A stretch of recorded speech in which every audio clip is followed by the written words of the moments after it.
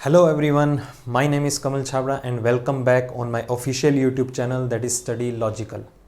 तो आज के सेशन में हम डिस्कस करेंगे हमारा जो प्रीवियस दो सेशन में डिस्कस हुआ था, that is memory based of SBI clerical mains 2019। As आपका 2020 SBI क्लरिकल मेंस आने वाला है, तो आपको अवेयरनेस होनी चाहिए कि आपको कौन कौन से लेवल के क्वेश्चन एग्ज़ाम में देखने को मिल सकते हैं।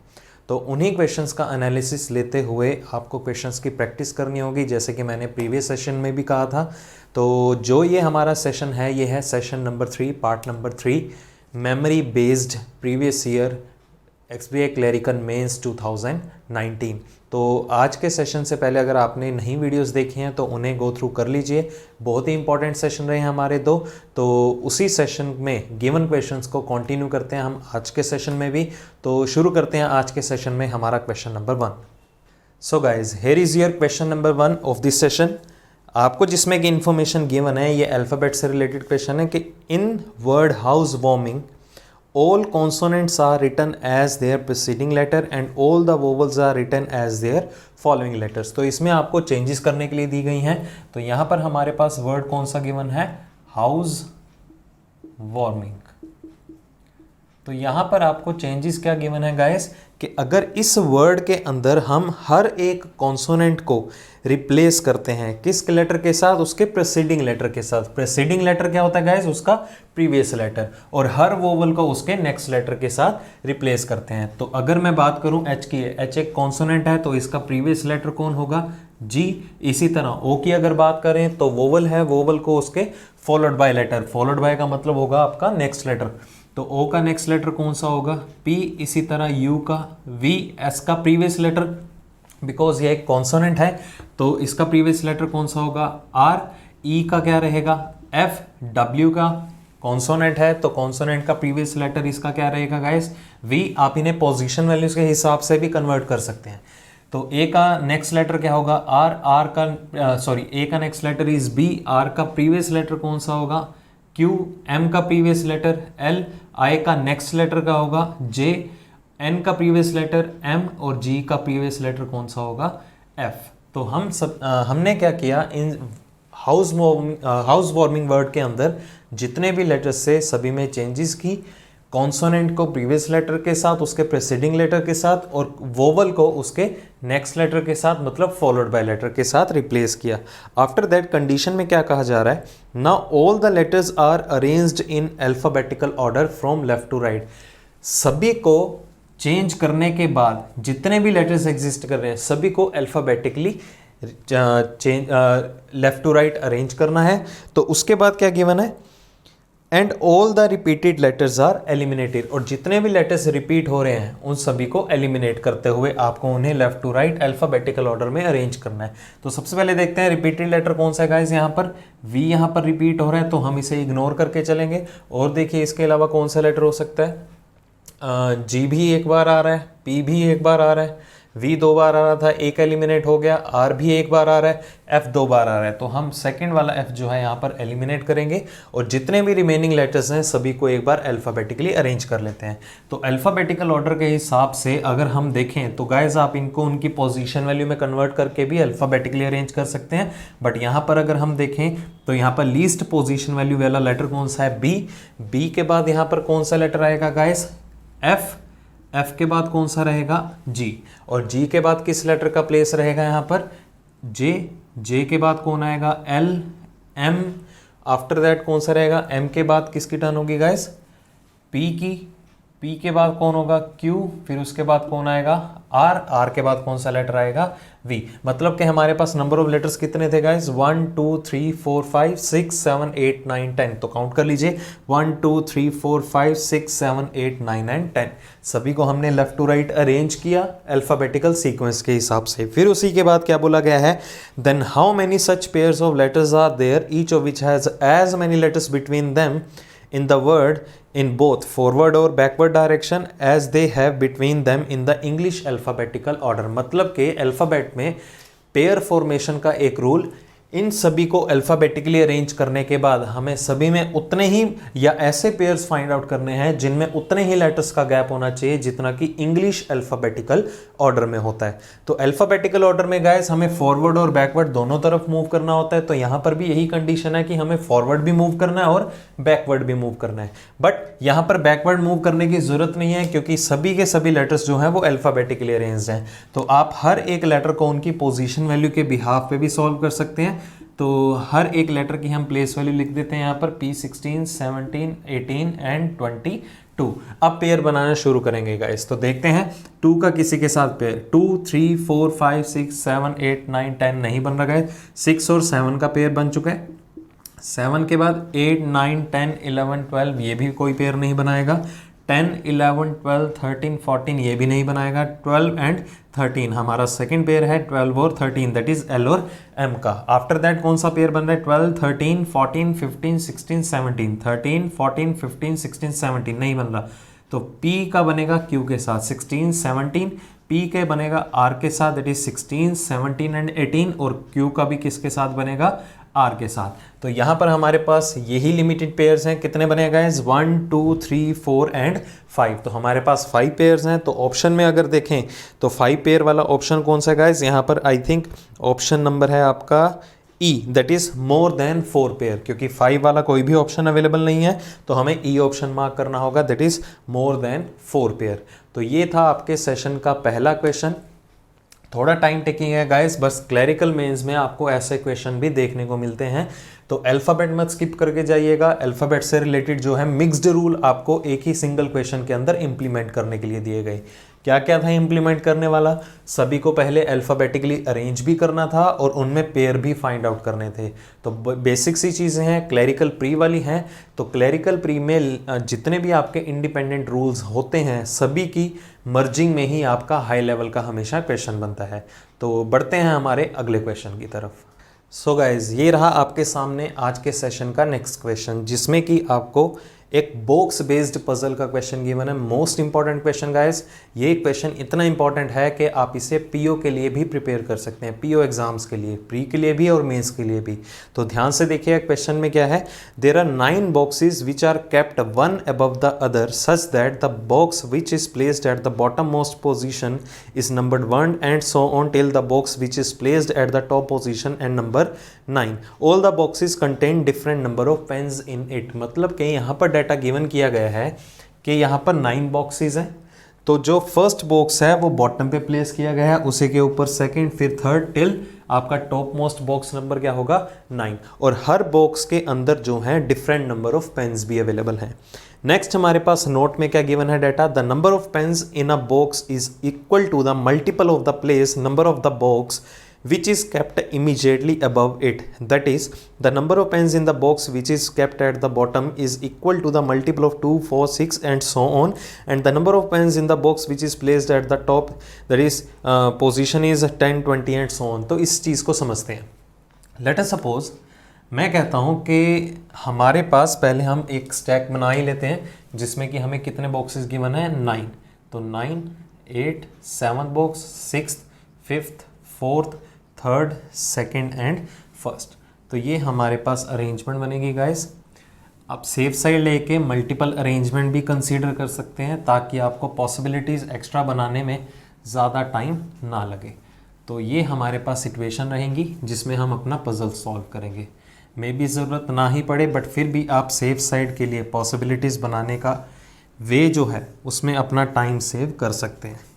तो इन्फॉर्मेशन लेते हैं, कलेक्ट करते हैं क्या क्या डाटा गिवन था हमें। हाँ, तो इन्फॉर्मेशन जो नोट में अवेलेबल थी, क्या कहा गया है कि जिस भी बॉक्स में नंबर ऑफ पेन्स जो जितने भी होंगे वो किसके इक्वल होंगे? उसी के ही जो अबव वाला बॉक्स होगा उसी के मल्टीपल में। लाइक अगर मैं बात करूं बॉक्स नंबर 4 के अंदर नंबर ऑफ पेन्स कितने होंगे? वो 5 के मल्टीपल में होंगे।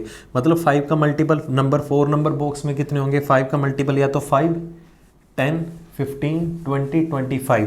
इसी तरह 6th नंबर बॉक्स के अंदर कितने नंबर ऑफ पेन्स होंगे? वो 7 के मल्टीपल में होंगे। मतलब कि 7 का मल्टीपल क्या होगा? 7 हो सकते हैं, 14 भी, 21 भी, इसके बाद 28 भी, 35 भी, मतलब जिस भी बॉक्स में जितने भी नंबर ऑफ पेन्स होंगे वो उसी के ऊपर रखे गए बॉक्स नंबर के उसी के मल्टीपल में आएंगे। इसी तरह अगर मैं 9th बॉक्स की बात करूं तो 9th बॉक्स में नंबर ऑफ पेन्स कितने होंगे, 9th के अबव वाला नंबर कौन सा होता है गाइस, 10, तो वो 10 के मल्टीपल में आएगा। 10 भी हो सकते हैं, 20 भी, 30 भी, 40 भी, कुड बी एनीथिंग। तो आई थिंक आपको ये पॉइंट क्लियर हो चुका होगा। तो शुरू करते हैं इसी के अंदर हमारा जो मेन पजल है, तो जिसमें कि पहली इंफॉर्मेशन आपको क्या गिवन है guys, only 2 boxes are kept between the box having 42 pens and box Z। तो इन्फॉर्मेशन है अकेले सिर्फ 2 ही बॉक्स रखे गए हैं, किस किस के बीच में, जिस बॉक्स में 42 पेन्स हैं और Z के बीच में। तो 42 और Z के बीच में सिर्फ 2 ही बॉक्सेस का गैप होगा। अगर यहाँ पर बात हुई है गाइस 42 की, तो 42 देखिए किस किस का मल्टीपल हो सकता है, 2 का भी हो सकता है मल्टीपल, 3 का भी हो सकता है, 6 का भी है और 7 का भी है। मतलब ये 42 पेन्स जो हैं वो किस किस बॉक्स में रखे जा सकते हैं, 1, 2, 5 एंड 6th में, क्योंकि हमेशा वो मल्टीपल के बिलो वाले नंबर ऑफ बॉक्स में रहेंगे। अगला पॉइंट जो हमें गिवन है, box R is kept at the odd number position but immediately below box U। Box R जो है वो ऑड नंबर पोजीशन पे है, बट किसके इमीडिएट बिलो है, U के इमीडिएट बिलो।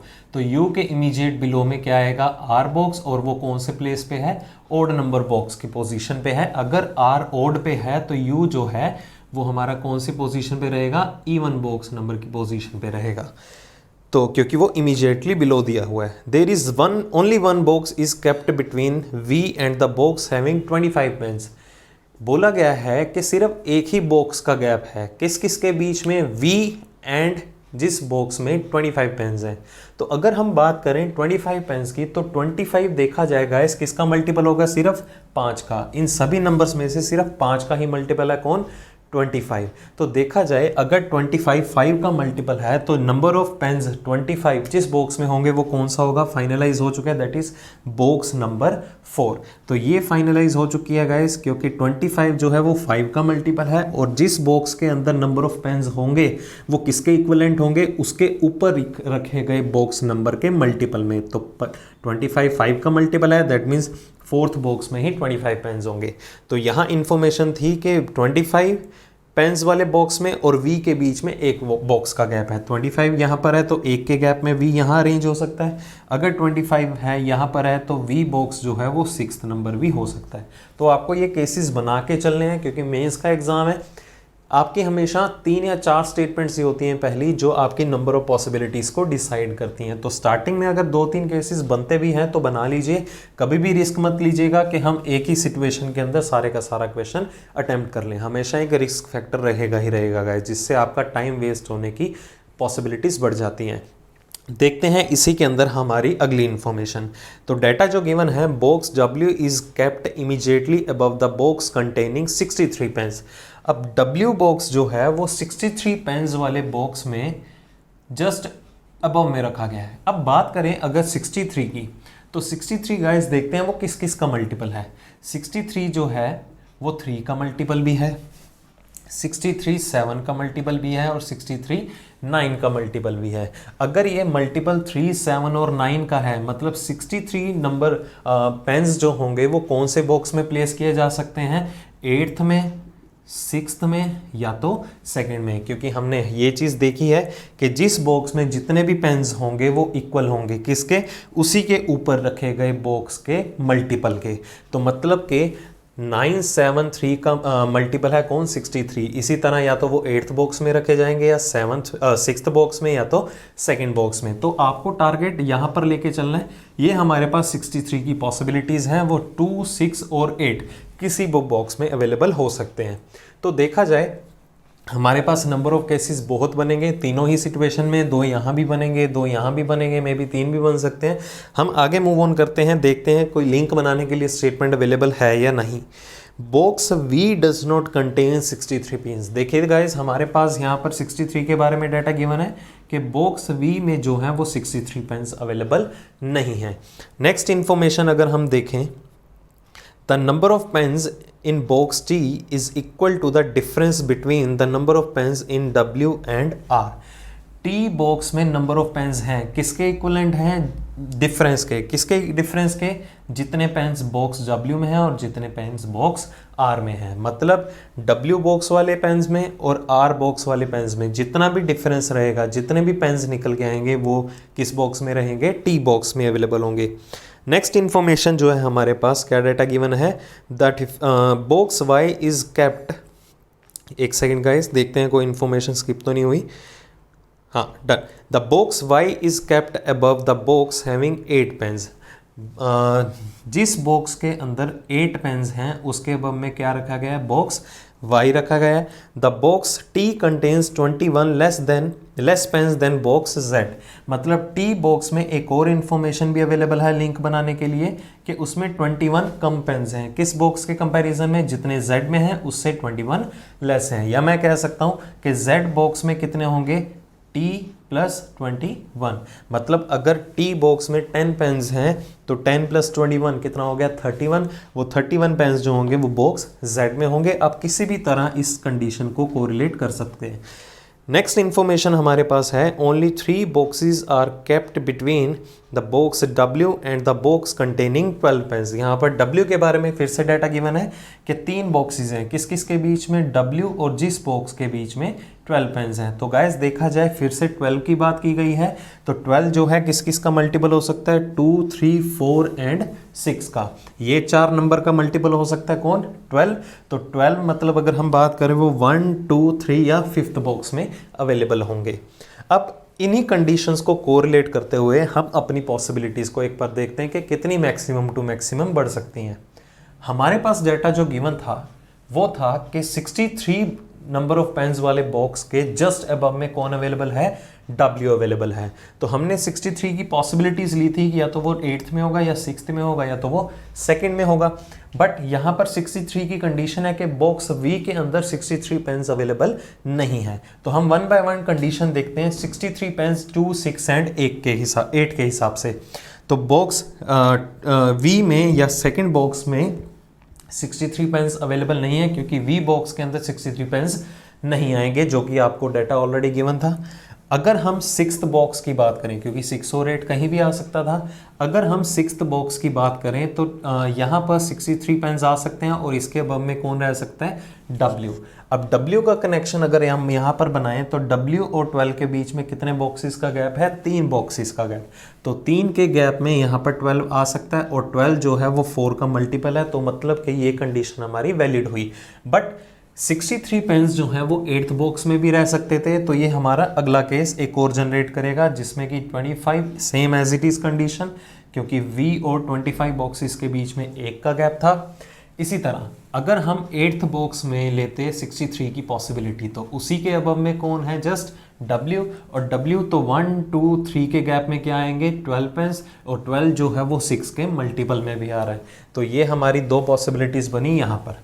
अब कंडीशन लेते हैं यहाँ की। अगर हम बात करें कि 63 पेन्स जो है वो सेकेंड बॉक्स के अंदर है, 6th में तो हो नहीं सकते क्योंकि यहाँ पर V बॉक्स अवेलेबल है। अगर 63 पेन्स यहाँ पर होते गाइस तो ध्यान से देखिए इमीडिएट अबव में कौन आता? W, जो कि हमें ये डाटा गिवन था।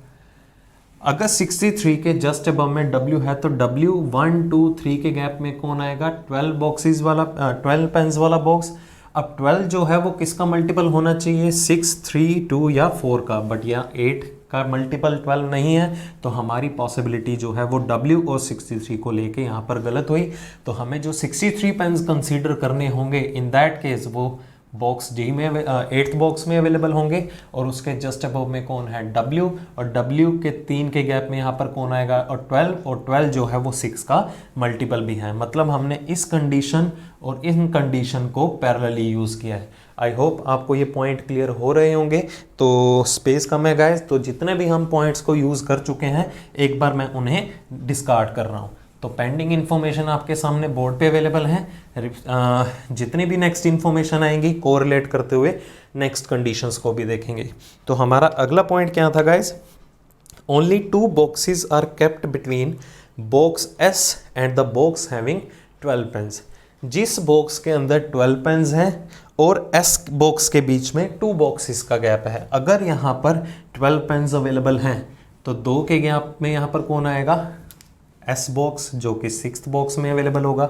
इसी तरह अगर 12 यहाँ पर अवेलेबल है तो 2 का गैप एस नहीं आ सकता, अगर 12 यहाँ पर है तो 2 का गैप एस यहाँ ज़रूर आ सकता है। यही सेम सिचुएशन अगर यहाँ देखें, 12 है तो 2 का गैप एस यहाँ भी आ सकता है, 12 है तो 2 का गैप एस यहाँ भी आ सकता है। तो मेजरली गाइज ये हमारी जो मिडल वाली कंडीशन है इसमें आपकी 2 पॉसिबिलिटीज़ जनरेट हो रही हैं।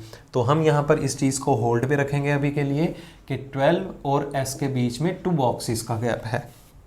नेक्स्ट इन्फॉर्मेशन जो हमारे पास है कि more than 3 boxes are kept between X and S. X और एस के बीच में कितने बॉक्सेस हैं, 3 से ज़्यादा बॉक्सेस हैं। 3 से ज़्यादा बॉक्सेस का गैप आना चाहिए एक्स और एस के बीच में। अगली information, the box having pens which is a perfect square of 3 is kept immediately above box X. अब जिस बॉक्स में नंबर ऑफ पेन्स 3 का परफेक्ट स्क्वायर है, 3 का परफेक्ट स्क्वायर क्या होता है, 3 का स्क्वायर क्या होता है गाइस, 9। मतलब कि जिस बॉक्स में 9 पेन्स हैं वो इमीडिएटली अबव में है। किसके इमीडिएट अबव में है, एक्स के जस्ट इमीडिएट अबव में है। मतलब कि अगर हम इन 3 कंडीशंस को कोरिलेट करते हुए अपनी अगली इंफॉर्मेशंस देखें तो गाइस देख लीजिएगा यहाँ पर अलग अलग कंडीशंस हैं।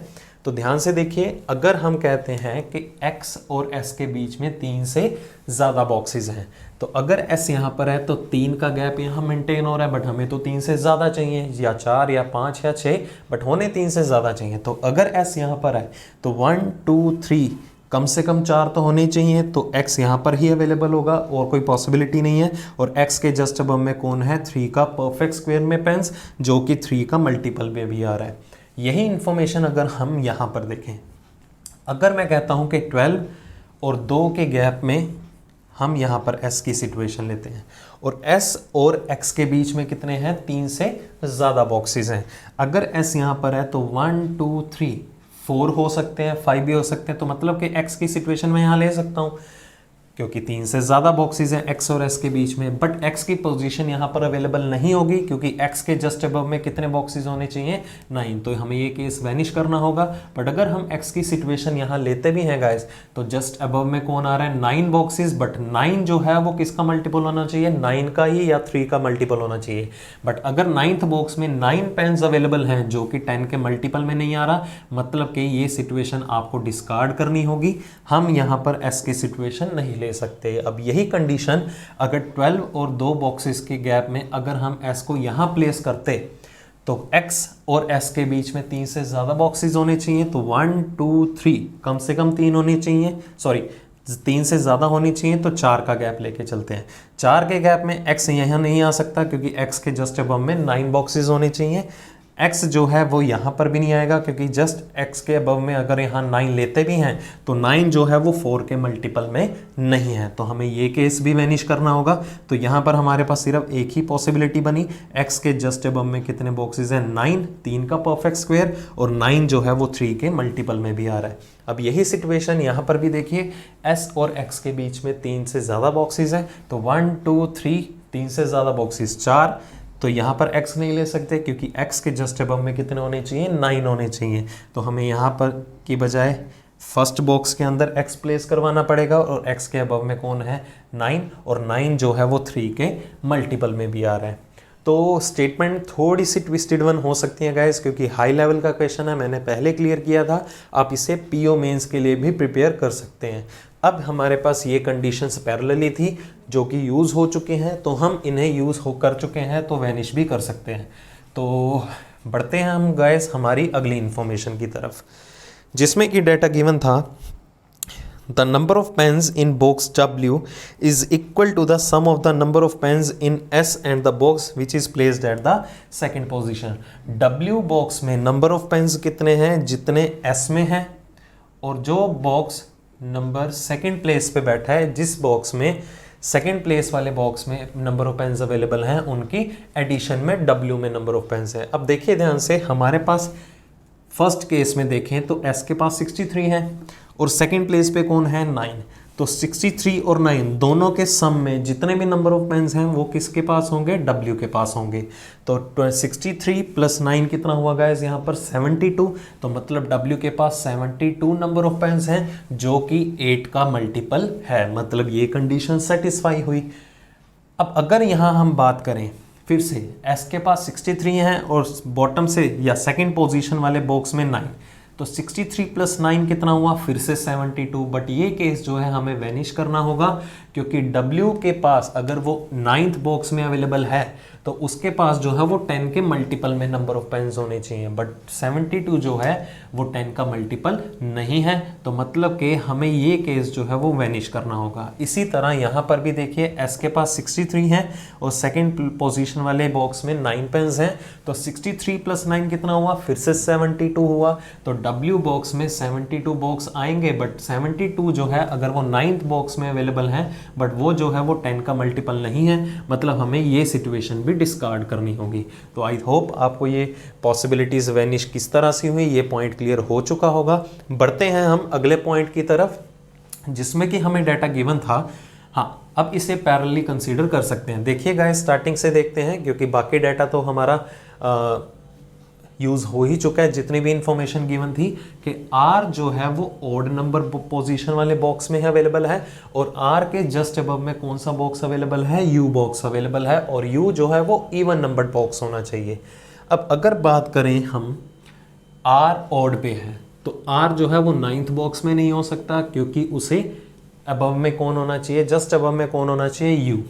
R जो है ऑड पे होना चाहिए, तो 8th वाला केस भी कैंसिल, 5th वाला केस भी कैंसिल होगा क्योंकि R के जस्ट अबव में कौन आ रहा है, S। 4th वाला हो नहीं सकता क्योंकि वो तो ऑड पे है, तो 3rd बॉक्स के अलावा कोई भी प्रोबेबिलिटी नहीं बनती है R को प्लेस करने के लिए। और R के जस्ट अबव में कौन सा बॉक्स अवेलेबल है, U बॉक्स अवेलेबल है, मतलब कि हमारा ये पार्ट भी यूज़ हो ही चुका है। अब बात करते हैं गाइस, ये भी यूज़ हो चुका था। अब बात करते हैं कौन कौन से बॉक्स की, बॉक्स Z और 42 के बीच में 2 बॉक्सेस का गैप है। अब Z की प्रोबेबिलिटी कहाँ कहाँ हो सकती है, वो 5th में भी हो सकता है, 8th में भी हो सकता है और 9th में भी हो सकता है। अब देखिए ध्यान से, बट इससे पहले हम इस सिचुएशन को भी यूज़ कर सकते हैं गाइस कि जिस बॉक्स के अंदर नंबर ऑफ पेन्स 8 अवेलेबल हैं उसके अबव में कौन आएगा, Y। ऐसा नहीं मेंशन था इमीडिएट अबव, वो कहीं भी अबव में हो सकता है। अब 8 देखा जाए वो किस किस के मल्टीपल में आ सकता है, वो 2 के मल्टीपल में आ सकता है, 4 एंड 8 इटसेल्फ भी मल्टीपल बन सकता है। मतलब कि नंबर ऑफ पेन्स 8 जो है या तो वो बॉक्स 1 में अवेलेबल होंगे, या तो वो 3 में अवेलेबल होंगे, या तो वो 7 में अवेलेबल होंगे, क्योंकि जिस भी बॉक्स में जितने भी पेन्स होंगे वो इक्वल होंगे किसके, उसके उसी के ऊपर रखे गए बॉक्स नंबर के मल्टीपल में। मतलब कि 8 की प्रोबेबिलिटी जो है 1, 3, 7 तीनों में से कोई भी बॉक्स में हो सकती है। तो यहाँ पर अगर सिचुएशन देखें तो फर्स्ट बॉक्स में यहाँ पर कौन आ सकता है, नंबर 8। 3rd पे हम पॉसिबिलिटी ले नहीं सकते, 7 पे ऑलरेडी कितने हैं, 72। मतलब कि नंबर ऑफ बॉक्सेस जो 8 हैं, नंबर ऑफ पेन्स जो 8 हैं वो किस बॉक्स में अवेलेबल होंगे, बॉक्स नंबर 1 में। तो यहाँ पर क्या आएगा, 8। तो 8 के अबव में कहीं भी प्लेस किया जा सकता है किसको, Y को। अगली इंफॉर्मेशन देखें तो W और R के जो गैप में है नंबर ऑफ पेन्स वो किस बॉक्स में अवेलेबल होंगे, T बॉक्स में अवेलेबल होंगे। तो W में कितने आ रहे हैं गाइस, 72। R के पास कितने हैं, 12। तो 72 - 12 इस रूल के बिहाफ पे 72 - 12 तो कितने हुए, 60।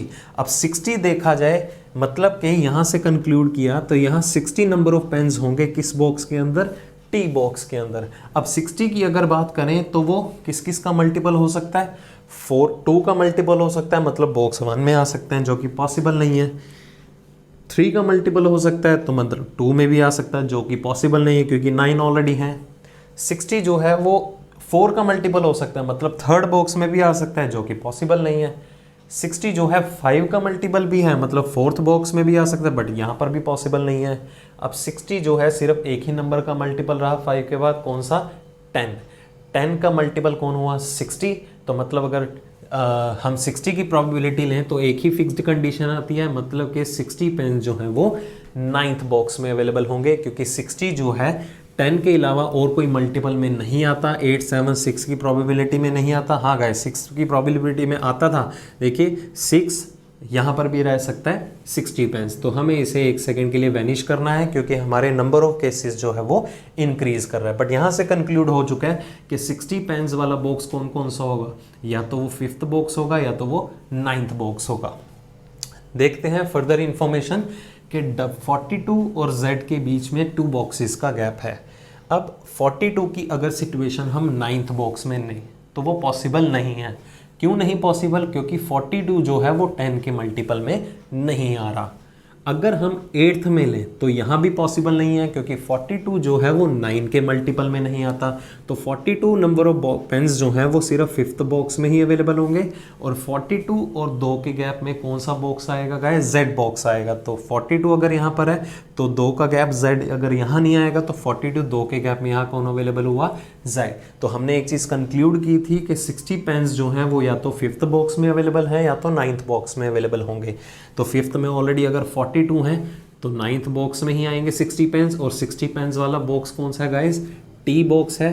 तो यहाँ पर हमारे पास सारी की सारी इंफॉर्मेशन कवर अप हो चुकी है। अब यहाँ देखा जाए तो Z बॉक्स की बात करते हैं। नंबर ऑफ पेन्स कितने हैं? T से 21 ज़्यादा है। तो T में अगर 60 हैं तो इससे 21 ज़्यादा, मतलब 81 नंबर ऑफ पेन्स होंगे बॉक्स Z के अंदर।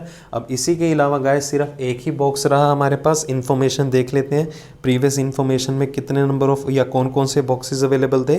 तो मे बी शायद गाइस आपको 9th बॉक्स का नेम, हाँ गाइस ये अवेलेबल है कि 8 नंबर ऑफ पेन्स के अबव में कौन रहता है? Y। तो ये प्लेस रहा Y के लिए। तो थोड़ा सा कॉम्प्लिकेटेड था गाइस, मतलब कि आपको टाइम टेकिंग लगा होगा। अब टाइम टेकिंग भी क्यों है गाइस? क्योंकि मैं हर एक चीज़ जो है आपको डिटेल में एक्सप्लेन कर रहा हूँ, इससे इजी वे में एक्सप्लेन नहीं हो सकता। अब अगर आप इसी क्वेश्चन को फर्स्ट टाइम में अटैम्प्ट करेंगे तो आपके नंबर ऑफ केसेस ज़्यादा होंगे। ऐसा भी हो सकता है कि आपको नंबर ऑफ पॉसिबिलिटीज़ ज़्यादा बनानी पड़े, बट जिससे कि आपका बहुत ही ज़्यादा टाइम वेस्ट होगा। तो जितना हो सके तो स्टेटमेंट को आपस में लिंक में लेके चलिए। तो इन्फॉर्मेशन थोड़ी टिपिकल थी क्योंकि यहाँ पर नंबर ऑफ पेन्स जो हैं जिस बॉक्स में है वो मल्टीपल में लिए गए हैं, उसके ऊपर रखे गए नंबर बॉक्स के अंदर। तो काफ़ी इंटरेस्टिंग क्वेश्चन था, टाइम टेकिंग था, मज़ेदार था गाइस। तो आप इसे अपने एंड से भी एक बार सॉल्व करके ज़रूर देखिएगा। मेंस लेवल का क्वेश्चन है, फुल ऑन चांसेस हैं आने के। तो आई होप आपको ये क्वेश्चन समझ आ चुका होगा। तो बढ़ते हैं हम अपने अगले क्वेश्चन की तरफ। So guys let's start with our next question, जो कि आपको सामने विजिबल हो रहा होगा। तो डाटा गिवन है कि 6 persons are working in a company. Their designations are CEO, CMD, MD। मैं सिर्फ शॉर्ट फॉर्म में बोलूँगा गाइस, आपको भी एग्ज़ाम में पूरा पढ़ने की ज़रूरत नहीं है बिल्कुल भी। GM भी है, CFO भी है, चीफ फाइनेंस ऑफिसर, FO भी है। तो आपको 6 डेजिग्नेशंस अवेलेबल हैं।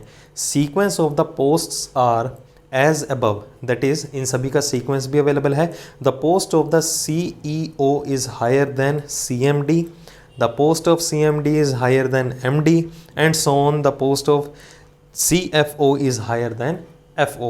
They have different years of experience. They get different annual salaries. मतलब कि यहाँ पर 3 entities based है guys। तो यहाँ पर जो हमें इंफॉर्मेशन दी गई है वो किस किस की है? सबसे पहले कौन आता है गाइज? सीक्वेंस वाइज अगर देखें CEO के बाद कौन आएगा गाइज? CMD के बाद क्या डेजिग्नेशन का रैंक अवेलेबल है? After that CEO higher than the CMD, the post of CMD is higher than the MD, but number of designation CEO, CMD, फिर उसके बाद रहेगा guys MD, after that GM, फिर उसके बाद CFO एंड लास्ट में कौन रहेगा? FO। तो ये डेजिग्नेशन का सीक्वेंस हमें अवेलेबल था। तो अगली इन्फॉर्मेशन यहाँ पर क्या गिवन है गाइस? फिर से सेफ साइड के लिए आप नंबर ऑफ पॉसिबिलिटीज़ अगर बनाना चाहें तो ऑलरेडी कंसीडर कर सकते हैं, जिसमें कि हमारे पास फर्दर 2 एंटिटीज़ यूज़ हो रही हैं कि हर पर्सन का डिफरेंट नंबर ऑफ ईयर्स का एक्सपीरियंस भी है, और एक्सपीरियंस के साथ साथ क्या है गाइस? उनकी डिफरेंट सैलरीज भी हैं इन लैक्स। तो यहाँ पर हम केस ले लेंगे एक्सपीरियंस का, और यहाँ हम सैलरी बात करेंगे इन लैक्स। तो हम सैलरी का एक पार्ट बना लेते हैं, दूसरा रहेगा एक्सपीरियंस का। साइमल्टेनियसली आप कंसीडर कर सकते हैं सैलरी और एक्सपीरियंस। यहाँ पर भी अगर यूज़ हो तो फर्दर 2 कॉलम्स भी बना सकते हैं, ऐसा कोई मैंडेटरी नहीं है कि बनते ही बनते हैं, बट आप अपनी सेफ साइड लेके चल सकते हैं। तो शुरू करते हैं हमारा जो मेन पजल है इसी से रिलेटेड कि only 2 persons designation is lower than the designation of the person whose annual salary is 9 lakhs। तो यहाँ पर देखा गया है, कहता कि सिर्फ 2 ही पर्सन का जो डेजिग्नेशन है लोअर है। किस पर्सन से लोअर है? जिसकी सैलरी जो है वो 9 lakhs है। मतलब कि लोअर में हमें क्या कह रहा है कि 9 लाख के लोअर में, बिलो में सिर्फ 2 ही पर्सन का जो डेजिग्नेशन है लोअर है। मतलब जो 9 लाख की सैलरी है वो किसकी है? जीएम की है। तो 9 लाख यहाँ पर अवेलेबल हुआ और उसके बिलो में 2 ही पर्सन का जो डेजिग्नेशन है लोअर है और ओनली टर्म भी गिवन थी। Next information is there are as many posts above the post of the person whose annual salary is 16 lakhs as below the post of the person who have 9 years of experience। तो parameters को mix up मत कीजिएगा guys, समझने वाला point है। तो यहाँ पर डाटा गिवन क्या है कि जिस पोस्ट पे अवेलेबल पर्सन की सैलरी 16 लाख है, उसके अबव में सेम उतने ही पर्सन बैठे हैं जितने बिलो में हैं। किसके बिलो में है? जिस पर्सन का एक्सपीरियंस जो है वो 9 ईयर्स का है। तो ये समझने वाला पॉइंट है। मतलब 16 लाख के अबव में उतने ही पर्सन होंगे जितने 9 ईयर्स के बिलो वाले पर्सन के बीच में होंगे। तो आप साइमल्टेनियसली ऐसा ही कंसीडर कर सकते हैं, ज़्यादा डिटेल में ज़्यादा जाने की ज़रूरत नहीं है। तो अगला इन्फॉर्मेशन हमारे पास है annual salary of CEO is 8 lakh. तो CEO की एनुअल सैलरी अवेलेबल है, दैट इज़ 8 लाख अवेलेबल है। अगला पॉइंट हमारे पास है there are 3 post in between the post of the person whose experiences are 7 years and 6 years। तो यहाँ पर अगला डाटा गिवन है कि 6 years एक्सपीरियंस वाले पर्सन और 7 years के एक्सपीरियंस वाले पर्सन के बीच में नंबर ऑफ पोस्ट या डेजिग्नेशंस का कितना गैप है? 3 डेजिग्नेशंस का गैप है। Next information is person whose annual salary is 16 lakh have just higher post than the post of the person who have 8 years of experience. मतलब कि जिसकी salary 16 lakh है वो इमीडिएट अबव में है उसकी पोस्ट किसके? जिसका 8 years का एक्सपीरियंस है। बट आगे ही इंफॉर्मेशन गिवन थी and just lower post than the post of the person who have 10 years of experience. मतलब बात किसकी हुई? जिसकी सैलरी जो है वो 16 लाख है। मतलब 16 लाख सैलरी वाला जो पर्सन है, जिसकी पोस्ट जो भी होगी वो 8 years के एक्सपीरियंस वाले पर्सन के जस्ट अबव में और 10 years के पर्सन एक्सपीरियंस वाले पर्सन के जस्ट बिलो में अवेलेबल है। मतलब कि ये 10 years, 16 लाख और 8 years का जो कॉम्बिनेशन है वो कंसेक्यूटिव नंबर ऑफ पोस्ट के लिए अवेलेबल रहेगा। आई होप आपको ये स्टेटमेंट क्लियर हो चुकी होगी। बढ़ते हैं हम अपनी अगली इंफॉर्मेशन के ऊपर। 2 posts are between the post of the persons who have 5 and 10 years of experience। 2 post हैं किस किस के बीच में? जिसका एक्सपीरियंस 5 ईयर है और जिसका एक्सपीरियंस 10 ईयर अवेलेबल है। तो उन दोनों के बीच में 2 ही डेजिग्नेशन या 2 ही पोस्ट का गैप है। अगली इंफॉर्मेशन है person whose annual salary is 7 lakhs have higher post than the person who has annual salary of 11 lakh. 7 lakh वाले सैलरी वाले डेजिग्नेशन या पोस्ट वाले पर्सन जो है उसका डेजिग्नेशन हायर है किससे? जिसकी सैलरी 11 लाख है। तो 7 लाख वाला 11 लाख वाले से ज़्यादा जो है वो ज़्यादा पोस्ट जो है वो डेजिग्नेटेड है या उसका रैंक जो है वो ज़्यादा हायर है। अगली इंफॉर्मेशन 7 लाख के बारे में है and lower post than the person whose annual salary is 16 lakh. तो यहाँ पर एक ही कॉम्बिनेशन बनाया गया बट इमीडिएट वाली टर्म नहीं है। तो बोला गया है person whose annual salary is 7 lakhs have higher post than the person who have 11 lakh of salary and lower post than the person whose annual salary is 16 lakh. तो 16 लाख के बिलो में रहेगा 7 लाख वाली सैलरी वाला पर्सन और 11 लाख के अबव में रहेगा। तो मतलब ज़रूरी है इमीडिएट अबव में आए, इमीडिएट जैसी टर्म गिवन नहीं थी, वो कहीं भी अबव में या बिलो में हो सकता है। Last person whose salary is 11 lakhs does not have 6 years of experience। जिस पर्सन की सैलरी 11 लाख है उसका एक्सपीरियंस जो है वो 6 इयर्स नहीं है। तो सिर्फ एक ही इनडेफिनेट कंडीशन है, बाकी सारी की सारी जो है वो डेफिनेट कंडीशंस गिवन है। तो बढ़ते हैं गाइस हम अपने क्वेश्चन की तरफ। अब देखिए ध्यान से इसे सॉल्व कैसे किया जाना चाहिए। अगर हमारे पास डाटा यहाँ पर गिवन था कि जिस पर्सन की सैलरी 16 लाख है उसके अबव में उतने ही पर्सन हैं जितने 9 इयर्स के एक्सपीरियंस वाले पर्सन के बिलो में हैं। हम इस इंफॉर्मेशन को उठाते हैं और इस इंफॉर्मेशन को पैरेलली उठाते हैं, क्योंकि 16 लाख का जो डाटा है यहाँ के साथ साथ यहाँ भी अवेलेबल है। तो ध्यान से सुनिए, मैं कहता हूँ 16 लाख जो सैलरी है वो CMD की है, तो CMD के अबव में एक ही डेजिग्नेशन रही, तो 9 इयर्स के एक्सपीरियंस वाले पर्सन के पीछे बिलो में भी एक ही डेजिग्नेशन रहेगी। मतलब हाँ, यहाँ पर हम कंडीशन ले सकते हैं। तो अगर यहाँ 16 लाख है तो अबव में 10 इयर्स भी आ सकता है और बिलो में 8 इयर्स भी आ सकता है। मतलब ये पॉसिबिलिटी वैलिड हुई। तो दूसरी कंडीशन अभी के लिए मैं इसे होल्ड पे रखता हूँ, मतलब हम 16 लाख CMD की सैलरी कंसिडर कर सकते हैं। दूसरी प्रोबेबिलिटी, अगर हम MD की सैलरी को 16 लाख कंसीडर करते हैं, अगर MD की सैलरी 16 लाख है तो उसके अबव में 2 पर्सन्स अवेलेबल हैं, 2 डेजिग्नेशन, तो 9 इयर्स वाले पर्सन के बिलो में भी 2 डेजिग्नेशन होने चाहिए। तो 2 के गैप में 9 नहीं आ सकता, तो हमें ये केस जो है वो वैनिश करना होगा। मतलब 16 यहाँ नहीं आ सकता, बट 16 अगर हम यहाँ लेते हैं 16 लाख की सैलरी, सॉरी गाइस, अगर हम 16 लाख की सैलरी यहाँ लेंगे तो अगर 16 के अबव में 2 पर्सन्स का डेजिग्नेशन है तो 9 इयर्स के बिलो में भी 2 का ही डेजिग्नेशन आना चाहिए। तो GM 9 इयर्स यहाँ पर आ सकता है। देखिए 2 का गैप है, मतलब MD की सैलरी भी 16 लाख हो सकती है, ये भी पॉसिबिलिटी वैलिड हुई। बट अगर हम CFO की सैलरी कंसीडर करते हैं 16 लाख, तो 16 लाख के बिलो में या अबव में जितने पर्सन हैं, कितने पर्सन आ रहे हैं 1 2 3 एंड 4, तो 9 इयर्स के एक्सपीरियंस वाले पर्सन के बिलो में भी उतने पर्सन होने चाहिए। तो अगर यहाँ 9 इयर्स हैं तो यहाँ पर भी नंबर ऑफ केसेस जो हैं वो इक्वलेंट टू बनते हैं। मतलब ये सिचुएशन भी वैलिड हो सकती है। मतलब अभी के लिए हम 3 पर्सन्स की पॉसिबिलिटीज़ कंसीडर कर सकते हैं। बट आगे लिंक बनाने के लिए देखा जाए, अगर यहाँ 16 लाख सैलरी होती भी है तो 10 इयर्स का एक्सपीरियंस वाला पर्सन यहाँ भी आ सकता है और 8 इयर्स के एक्सपीरियंस वाला पर्सन यहाँ भी आ सकता है। मतलब हम तीनों ही सिचुएशन में 16 लाख का जो केस है वो कंसीडर कर सकते हैं।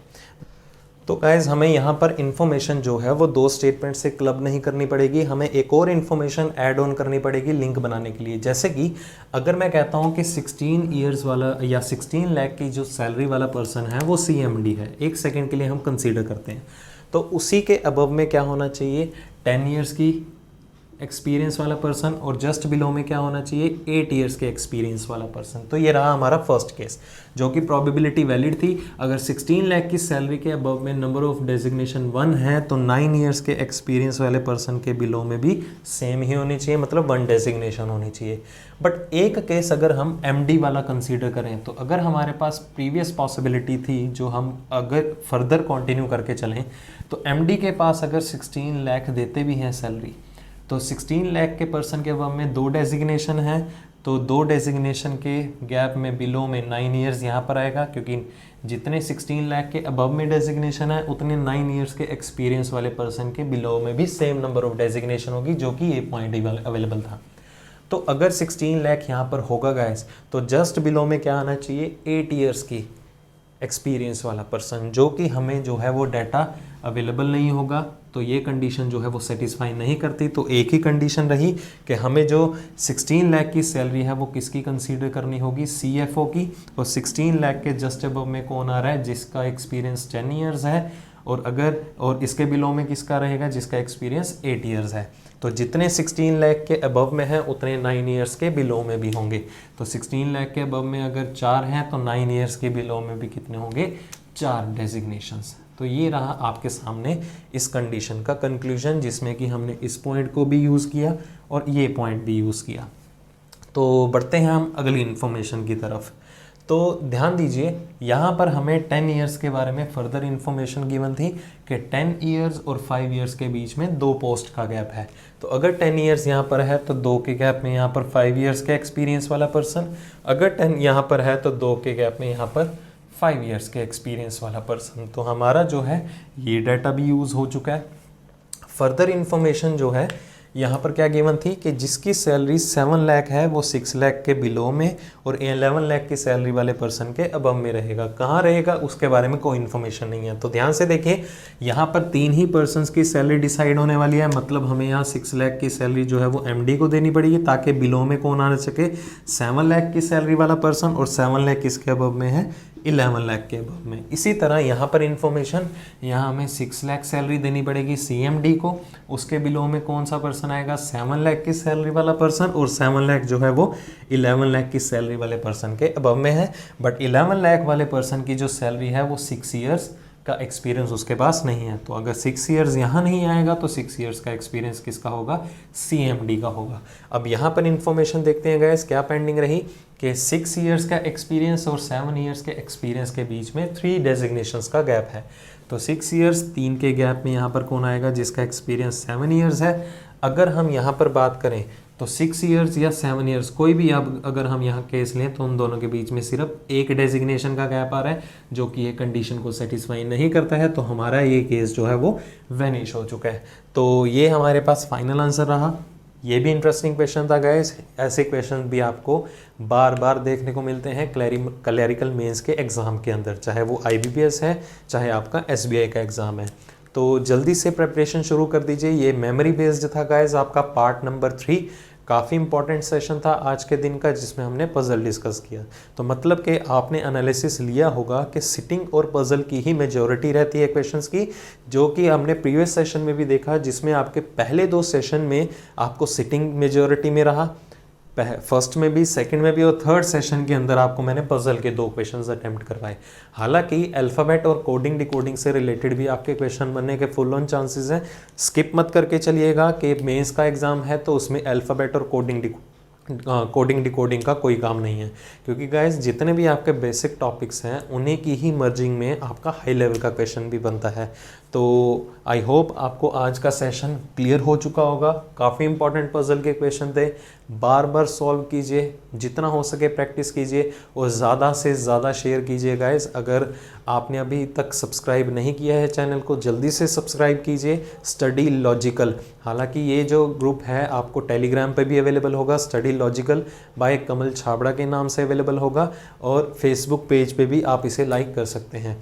तो जितने भी आपका अपडेटेड कंटेंट है, जितने भी आपके अपकमिंग एग्ज़ाम्स हैं, उससे रिलेटेड जितना भी कंटेंट रहेगा आपको उस ग्रुप में, टेलीग्राम के ग्रुप में अवेलेबल होता रहेगा, व्हाट्सएप ग्रुप में भी अवेलेबल होता रहेगा। अगर आप व्हाट्सएप का ग्रुप ज्वाइन करना चाहते हैं तो उसका भी लिंक मैं आपको शेयर कर दूंगा डिस्क्रिप्शन के अंदर। हाँ, एक और इन्फॉर्मेशन, काफ़ी स्टूडेंट्स की डिमांड आ रही है कि हमें एसएससी के टॉपिक्स भी करवा जाएं, तो मैं आपके सामने जल्दी ही एसएससी से रिलेटेड टॉपिक भी डिस्कस करूंगा, और जितने भी आपके एसएससी से रिलेटेड प्रीवियस ईयर के एग्ज़ाम हैं वो भी डिस्कस करने जा रहा हूं, क्योंकि एसएससी का कैलेंडर आउट हो चुका है, आज सभी को पता ही है, और जल्दी ही उनके एग्ज़ाम्स होंगे। तो उससे रिलेटेड भी गाइस काफ़ी कैंडिडेट्स ने प्रैक्टिस शुरू कर दी है।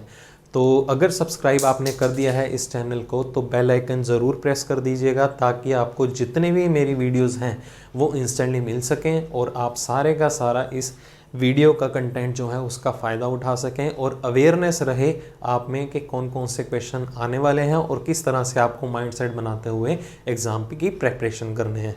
तो अभी तक के लिए guys have a good day and stay tuned.